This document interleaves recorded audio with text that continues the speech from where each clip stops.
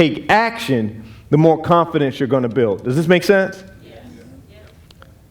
This business is not only about the houses, the money, the numbers. It's also about self-development, personal growth.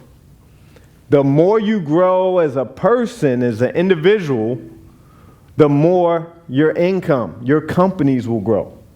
The more you're going to be able to pour into. I heard a lot of people's wives, they want to leave a legacy for their families. They want to be able to pour into their families.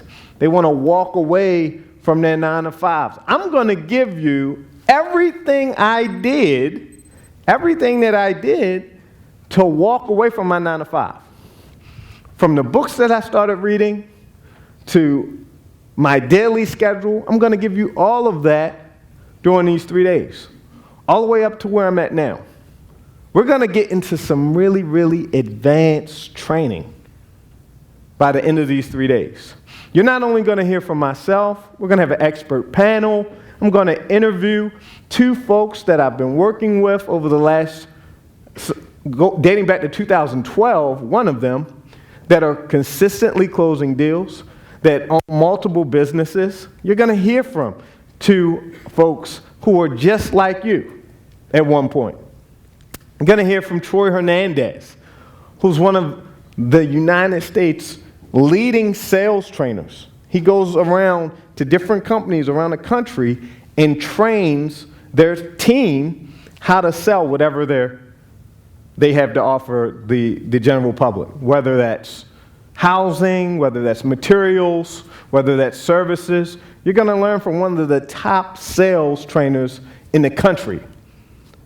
You're also going to learn a technique that a lot of people don't even know exists. Right now, we're heading into, I believe, another housing correction. Anybody see the changes in the economy?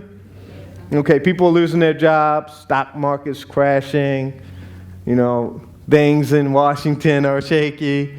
It's going to be a lot of changes, which means it's going to be a lot of opportunity. And you all are going to be in a great position to take advantage of the opportunities that are going to exist very, very soon. Most of you, the ones that take action, the people that actually did their assignment. So the folks that weren't standing up, you have to take action. This business is not going to work for you. You have to work the system. You have to work the business. Does that make sense? So can you promise everybody in here that by tomorrow, you're going to everybody come in with a list of at least 20 or more vacant properties. Can you say yes to that? Yes. All right. That didn't sound too convincing. I know some of you fought through traffic to get here. Can everybody promise that they'll come in with at least 20 vacant properties? Yes. All right. That sounds better. So I'm going to share my why. And some of you, I know I had some time to spend with some of you at some of the initial master classes, and you heard a little bit about my story. But I want to tell you, is it okay if I share my background with you, my backstory? A lot of people see the checks and they see the success, but they don't know the backstory. So I'm going to share my backstory. I grew up in Baltimore. I hear a lot of people from Baltimore. That's my mother, myself, and my brother. And I grew up in a middle-class family, middle-class neighborhood. My mom was a school teacher. My mom always used to talk about entrepreneurship, though. Even though she was a school teacher, I remember our first business was selling Freezy Pops that she would buy from Pace. Anybody remember Pace? Turned into Sam's Club, right? She would get a box of those, and we would sell those to the kids in the neighborhood for 25 cents a piece. I didn't know what we were doing, but I didn't know I was owning my own business then, or she was planting those seeds. Write that word down, those words down, planting seeds. So then we went from Freezy Pops to lemonade, and we had a lemonade stand in front of our house. We became profitable. We moved the lemonade stand to the corner. From the corner, we moved to a bigger intersection to Garrison and Liberty Heights. So we had a lemonade stand right there on a major strip right there, right? And she always talked about owning your own business. You know, you're entrepreneurs. I had no idea what that meant. And I remember my mom driving down Garrison Boulevard. Anybody familiar with Garrison Boulevard? Okay. And she would always share her vision. At the corner of Garrison Boulevard and Bell Avenue was a drug strip in our neighborhood. And she said if she ever hit the lottery, she would take that money she wins. It was like $1 million was like a big number back in the 80s, right? If she won that money, she would buy the property, redevelop it, and put minority-owned businesses on the first floor and rent out the apartments. I had no idea my mom was talking about investing in real estate.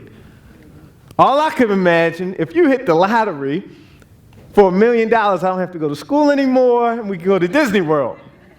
That's all I could think about. Now, my mom, she understood the importance of making sacrifices. Okay? Sacrifices. She drove a Chevrolet Spectrum. Anybody know what a Chevrolet Spectrum hatchback? Okay. Now, we were the only kids in our network of friends whose mom did not have a car stereo. No radio. Brand new car, no radio. No AC, no air conditioning. It was, you know, it gets hot in Baltimore, right?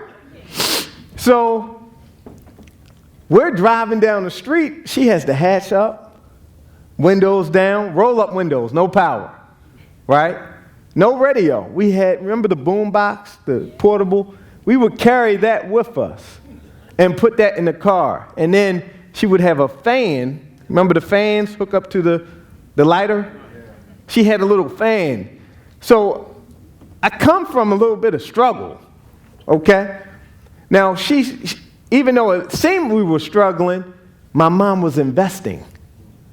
So I would say, Mom, why don't we have air conditioning? Why don't we have a radio?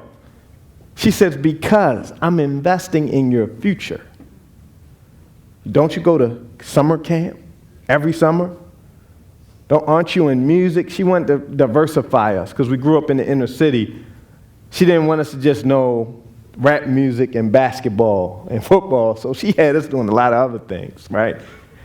And it was good. It was a good experience. But she was making the sacrifices. By the time I was 12, really 10, she started getting sick, and she could not work anymore. She was forced to retire early. So I watched the income in our household go from 2 income earners down to really 1. So our lifestyle changed again. She passed away in 1993 from a disease called sarcoidosis, attacks the immune system. Okay? Very, very hard time. Very, very hard time. Went through a lot of changes in my life. You know, now professionals call it trauma.